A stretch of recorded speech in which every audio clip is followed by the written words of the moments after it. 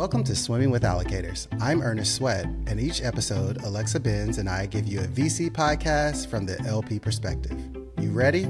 Let's dive in. Today, we're speaking with Tony Meadows, the portfolio manager for the private equity team at Pennsylvania Public School Employees Retirement System. It was an awesome conversation where Tony provided gems on things like how GPs should develop relationships with pension plans, and how he uses LP to LP conversations to get a leg up with diligence and sourcing fund opportunities. With that, let's dive in. We have a great one today. We are speaking today with Tony Meadows, the portfolio manager for the private equity team at the Pennsylvania Public School Employees Retirement System. PSERS is one of the world's largest state-sponsored benefit pension funds, with a total AUM of $70 billion, over $12 billion of which is private equity. We're grateful to have Tony on today for his reputation, not just for the exceptional returns, but also his ethical standards. He's speaking with us candidly. You can please note his comments today are not representative of PSERS, but rather his own. So Tony, we're glad to have you today. Oh, thanks for having me. I appreciate the time. So I want to first start off, Tony. Can you start by telling our listeners about how you found yourself in the world of institutional investing at PSERS? So I started in the investment accounting office at PSERS, and then slowly I worked my way up to what can be thought of as a controller position. So I oversaw the general ledger, I oversaw the employer accounting, was responsible for all the contributions coming into PSERS from employers, as well as public market accounting. So there was a lot of reporting and things of that nature, and an opportunity came up where the investment office was looking for an analyst for the private market side. So I had the opportunity to move from reporting on activities to actually, helping drive some of the returns and activities. So I took that opportunity and then started off as a generalist. So I was an analyst for all the alternative asset classes. So real estate, private credit, infrastructure, absolute return, as well as private equity. I worked on a lot of co-investments at the time. So I got to see co-investments across all those strategies as well. And then, a couple years into a year, I was able to specialize in private equity. So that's where I reside now. And so a lot of my time is not only monitoring our current investments, but to research and find new managers for us to invest with as well. How do you approach co-investments, or how would you recommend approaching co-investments for our audience? So it's interesting from our perspective. So at PSERS, the mandate is that co-investments can only be done with current general partners. So it does limit the opportunity set. It does help in that you've already performed operational due diligence and you're familiar with the general partner. So you take that out of the equation. You understand, what generally their value drivers are and the quality of the team and things of that nature. And you get to focus just on the portfolio company itself. So there is a distinction between, a pension plan opportunity set for co-investments versus others. So I definitely want to make sure that's understood there. Kudos to a lot of fund of funds out there that, see 500 opportunities in a year and only transact on 50 or 100. They have a different level, but understanding the, again, the value drivers, make sure that the general partners are staying with their lane. A lot of antiquated thoughts about, adverse selection and things of that nature quickly kind of went out the window when the more I dug into it, I understood how co-investments are really driven in the industry. a lot of those items that people have in their mind is like, again, adverse selection. I take for example, that's really something that was, pre 2010, pre GFC, that you would have those issues. Now, it's just part of the process, and for us, it's just making sure that we're a responsive limited partner, that we're able to transact within 1 or 2 weeks at times, and just having faith in the process. But I would say most times you want to do the co-investment. You really have to not be comfortable with the co-investment to turn it down. No, that's interesting that's within the GPs you're already working with. What is that manager selection process like? Curious just how you approach portfolio construction, where VC fits in there, and how you select those managers. Yeah, so it's evolved over time. As you can imagine, being a $70 billion pension plan, we receive a lot of inbound, and so you can have a full-time job just managing all the inbound calls. But very quickly I understood that it's not necessarily the inbound managers that you want to invest with. You want to look for managers that don't need your capital, and you want to knock on their door, and you want to reach out. And so that investment manager selection process has changed over time, where not only are we doing inbound, and we're certainly happy to meet with anybody, and there are introductions that are made all the time, and certainly appreciate that. And it will be very rare that I would say, no, I'm not interested in speaking to them, because I want to talk to everybody. There's always that element of, why didn't I invest with them? How did I not know about them? I'd rather know about everybody and, hopefully have a reason why not to invest with somebody. So that being said, it depends on the market and the strategy, but it's creating a funnel for each of these. And so being a public pension plan for private equity, we're mostly going to be allocated to buyout, but we also want to allocate a certain portion to venture as well as growth equity. And then it's just a matter of how you want to construct that portfolio. And of course with venture, and it's very similar to, say, small buyout, so sub $1 billion buyout, there are a lot of managers and there's a lot of risk. So venture, you can have a great returning fund. You could also lose all your money. The same thing happens with small buyout. So when you're taking a look at it, those smaller GPs as well as venture, you want to be able to diversify that risk. So you often have to deploy smaller checks to more managers, whereas with larger managers, you're going to have higher conviction and you'll be a little bit more concentrated. So hopefully that answered that. Yeah, and to that point, I mean, I think, my assumption has always been that public pension plans only write bigger checks. And so, how does that play into working with new managers? You said, what is a small check, I guess, for pension plans typically? And how does that play with, for a GP to get to know a pension plan, to understand, hey, developing that relationship, but when's the right time that they can actually be an actual candidate to be in the portfolio? Well, it's an interesting question, because to me, and again, going along with the point of wanting to invest with managers that don't need my capital, I need to have this conversation sooner rather than later.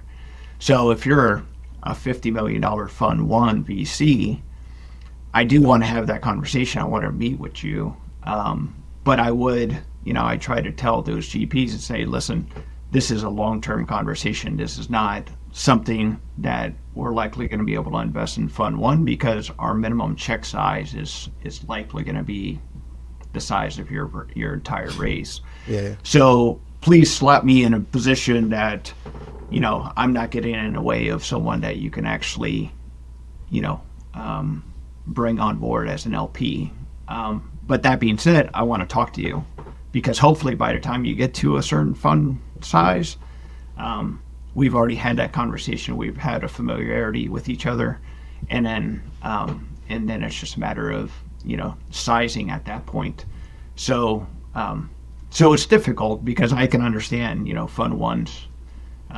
They certainly want to be efficient with their time as well.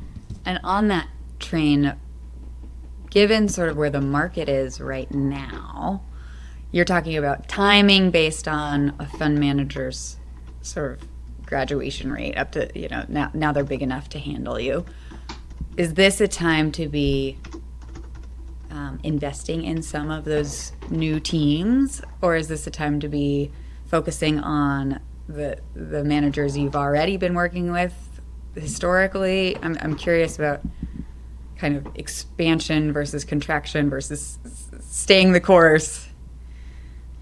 Yeah, every limited partner is going to be different. There's so much at play, whether you're on target with your allocation and things of that nature. Now we're going to take a quick break to speak with our sponsor. With us today is Tyler Kirtley, partner at Gunderson Dettmer. PitchBook has named Gunderson the #1 law firm globally for investors 5 years in a row. Our guest Tyler is a dear friend from college. His practice focuses specifically on structuring, forming, and operating VC funds. Tyler is the darn loveliest lawyer to work with out there. Thank you, Tyler, so much for your advice and expertise. You work with a number of leading venture capital firms, as well as first-time fund managers. Is there anything that the big guys do really well that new managers listening could benefit to hear? Yeah, so the big guys, or the big firms, they have people who focus on operations, on compliance, and on addressing investor requests. And so those people are very detail-oriented. They understand their contractual and regulatory obligations. And I think it gives institutional investors a lot of comfort when they're evaluating a fund and deciding whether to invest, to know that there are those types of people in place at the firm who are ensuring all the internal controls are being followed. I think newer fund managers underestimate the complexity of managing a venture fund, whether it's just the day-to-day operations of the fund or then you add in the regulatory overlay. And I think many of those new emerging managers try to bootstrap it with an outsourced fund admin or legal counsel. But those service providers, they don't want to reach out to them too often for cost reasons. And so I think for newer managers, unless they're willing to get into the weeds and really understand all the contractual and regulatory obligations, they'd be very well served by having a full-time or part-time COO or CFO or general counsel to help them manage those details. No, that's great advice. That there's the investing side, and then there's everything else. Yes, yeah, and you see it too. Investors, as funds grow and have more institutional relationships, you see those requests from investors saying, "When are you going to offload some of this portion of your plate to someone who can focus on that full time? Because we want you out there making investments and helping your portfolio companies." Yeah. No, it's I think a fair. It's an opportunity too. If you are somebody who's listening, who is very detail oriented, who has that COO mind, ex-consultant, etc., that there's a lot of opportunities in venture apart from just being on the investing team. Yeah, absolutely. To get in touch with Tyler Kirtley or any of the other fabulous lawyers at Gunderson Dettmer on the fund formation team, you can find their profiles at gunder.com, gunder.com. And now back to our LP interview. So, Tony, there many individuals that are listening are part of two groups, in my opinion, that are really going to shape the future of venture. That first group is emerging managers, which we've kind of mentioned before. Those folks starting fund ones. And the second are young GPs at established mature funds that will begin to lead fundraising in the near term, right? Can you share any valuable insights or anecdotes from your experiences of interacting with these groups and what they can do for the future of really developing relationships with large institutional LPs like PSERS? Yeah, emerging managers are interesting because there's data to show that they're going to outperform. In venture, there's value to name brand recognition as well. So they're really two different opportunity sets. I would guess that fundraising for an established VC firm, and that you're moving up to the partner roles, you're probably going to have an easier time fundraising because you have that name brand recognition, not only from the LP side, but also from potential investments, entrepreneurs, and things of that nature. Emerging managers, it depends on where they're coming from, if they were operator background or if they're coming out from an established firm and starting their own role as well. I like that opportunity set. There's a lot of interest in emerging managers. What ends up happening is that it all goes back to track record. As us as LPs, we're allocators for a reason, right? I mean, if we were good investors, we would be investing. So we have to fall back on things that are comfortable to us, and track record is one of those things. So having attribution is important. Having an established track record, having a name recognition where we're performing reference calls and things of that nature. But I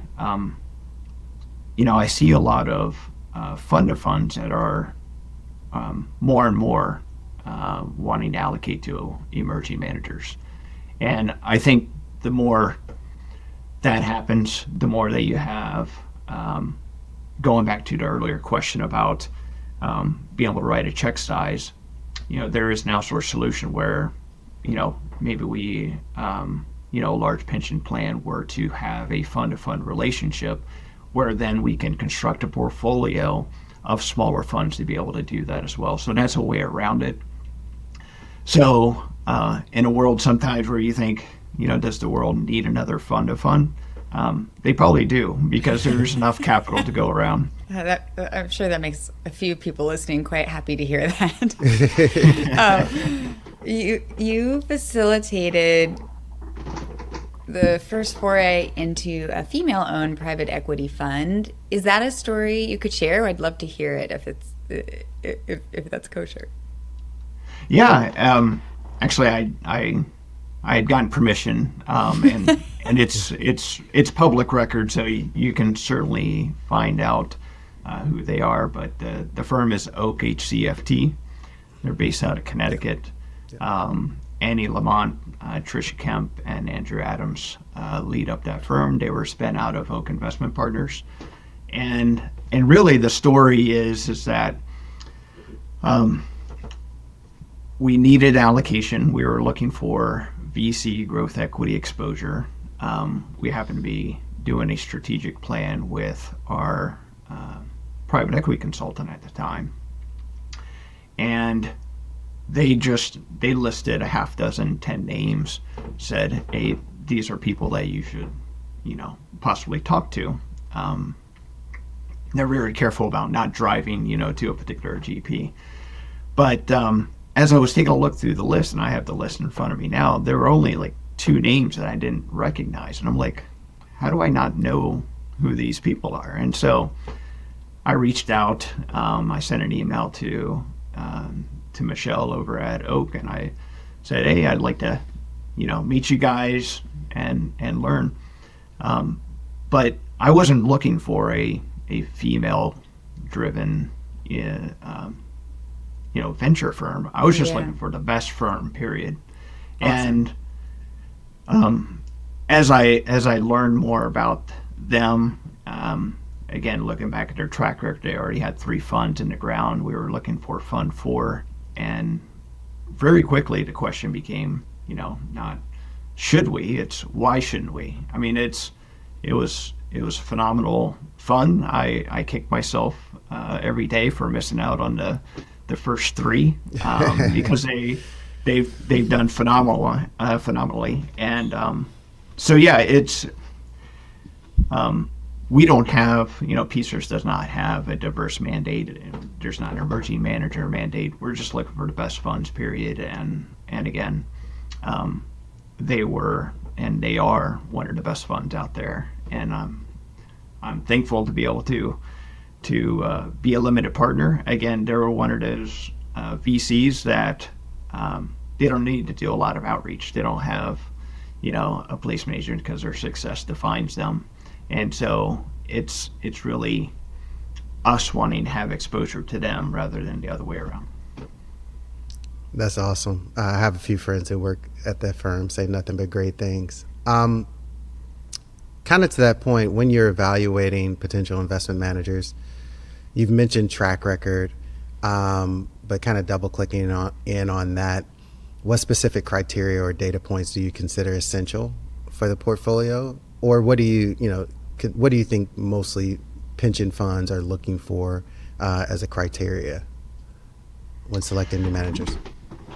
Yeah, so if we're focusing in on VC, because VC is a little bit nuanced, because there's, again, unless it's a really long established firm where you have a proven track record, a lot of it is a need to believe. And so it's not just the track record, although it's important, but it's looking to see at the fundraising process at the portfolio company level to see how many raises they've had since their initial investment, and just seeing that progression, and then hopefully getting those realizations as well. That takes a little bit longer on the VC side versus buyout, which you hope to see realizations in 4 or 5 years. It could be a little bit longer. But speaking to the general partner community, speaking to consultants, speaking to the entrepreneurs, all that is important in underwriting VC. How much does differentiation really play in the selection of managers? Whether they have a proprietary, deal flow, they're thesis driven, or they're generalists with specific kind of all-star investors. Does that come into play in how you select managers?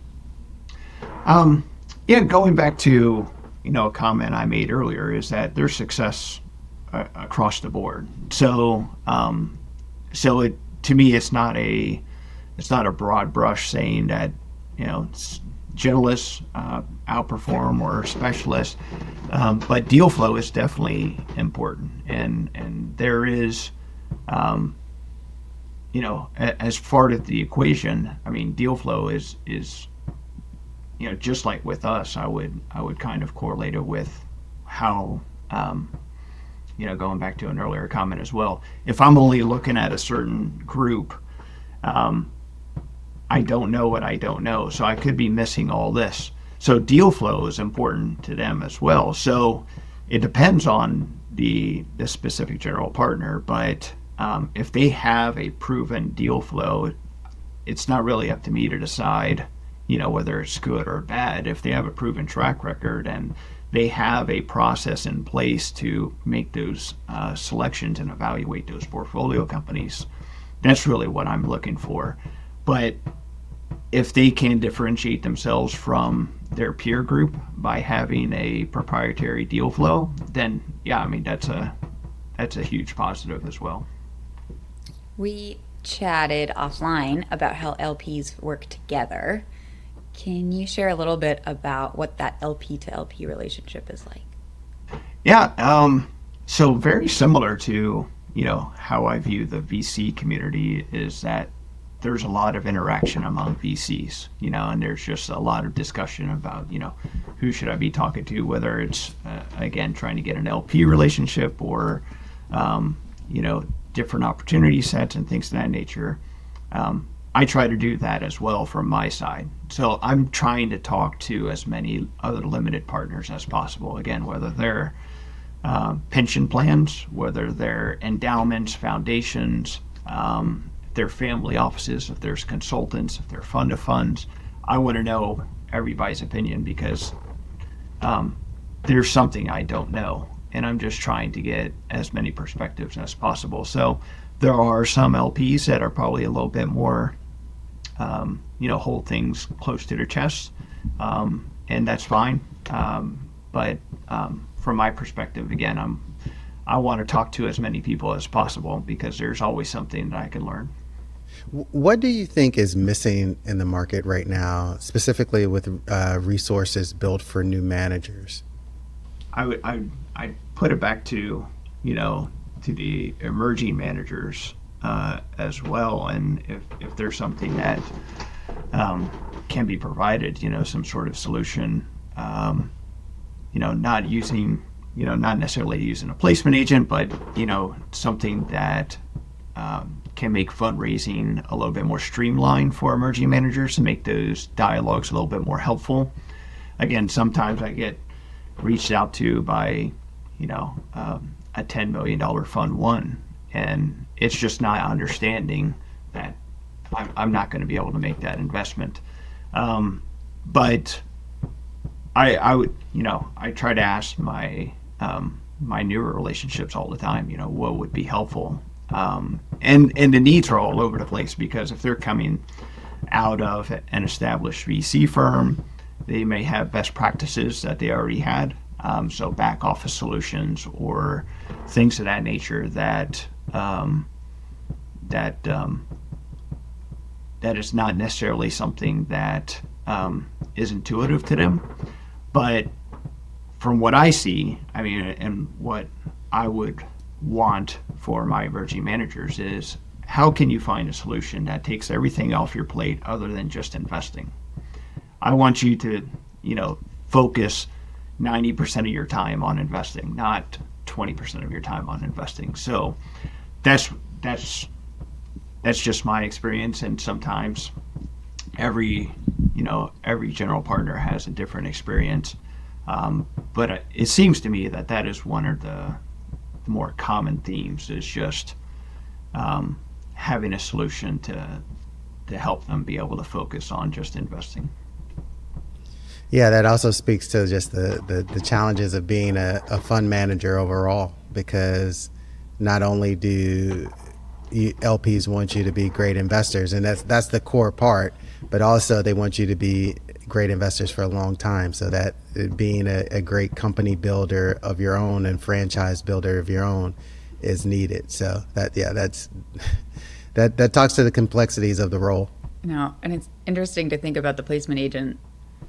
For sure, I have trouble getting excited about a potential startup investment that's been brought to me by a banker. We've discussed a lot today. Yeah, I guess another question I always think is when you think about the next decade of venture, what right now is top of mind for you? When you're like, you're like, oh, this is a VC podcast from the allocator perspective. What am I thinking when I hear VC these days? Well, what's interesting specifically in this time period is that in these times of, distressed markets, and I believe this happened, during the GFC as well.